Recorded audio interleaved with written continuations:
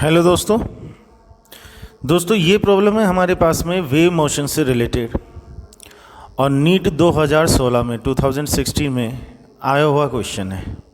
ठीक, प्रॉब्लम देखें क्या है।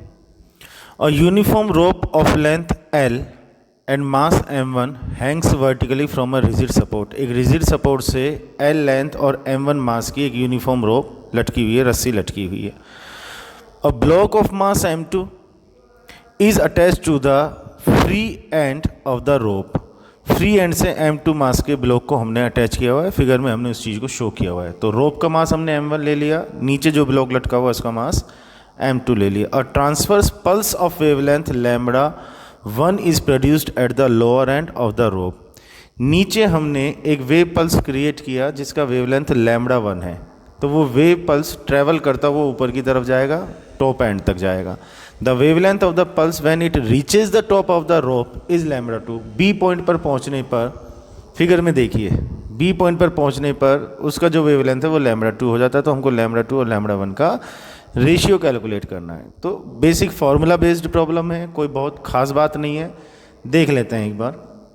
अगर हम इस रोप में वेव की वेलोसिटी लिखें तो उसका बेसिक फार्मूला है v equals to √T upon mu, जहाँ T तो हो गया उस पॉइंट पर टेंशन जिस पॉइंट पर हम वेलोसिटी लिख रहे हैं, और म्यू है mass per unit length of the rope, rope की यूनिट लेंथ का जो मास है।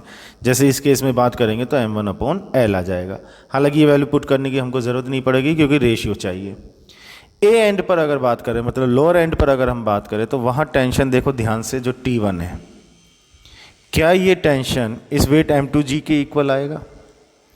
तो हमने ए एंड पर V1 लिखा √T1 अपॉन म्यू और T1 को लिख दिया M2G। क्लियर? तो V1 का एक्सप्रेशन हमारे पास में ये आ गया। ठीक, कुछ इसी तरीके से B पॉइंट पर वेलोसिटी की बात कर ले, एट एंड B। अब B पॉइंट पर अगर हम टेंशन की बात करेंगे तो M2G के साथ में रोप का जो वेट है वो भी कंसीडर हो जाएगा। T2 की वैल्यू हो जाएगी M1 plus M2 into G। तो V2 इक्वल्स टू हमारे पास में ये आ गया। सिंपल बात है, टेंशन की वैल्यू देखनी थी बस दोनों जगह पर। अब V equals to F lambda, ये हमारा एक बेसिक फार्मूला है ही वेव की वेलोसिटी के लिए।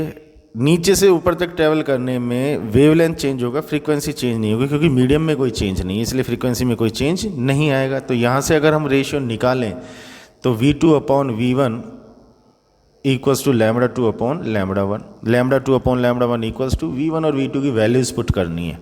वैल्यूज़ पुट करेंगे, म्यू कैंसिल हो जाएगा, G कैंसिल हो जाएगा, तो lambda 2 upon lambda 1 finally √M1 plus M2 upon M2 हमारे पास आ जाएगा। तो प्रॉब्लम बस थोड़ा सा इस चीज़ को सोचने की ज़रूरत है प्रॉब्लम में कि कहाँ पर टेंशन हमें कितना लेना चाहिए। टेंशन वाली बात अगर हमने सोच ली तो V equals to √T upon mu वाला फार्मूला लगाना है। तो इट्स ए सिंपल प्रॉब्लम। ठीक है, कमेंट बॉक्स में डालिएगा फिर भी अगर आपको कहीं कोई डाउट हो तो। ठीक है, फिर देखते हैं आगे की प्रॉब्लम्स को। Thank you.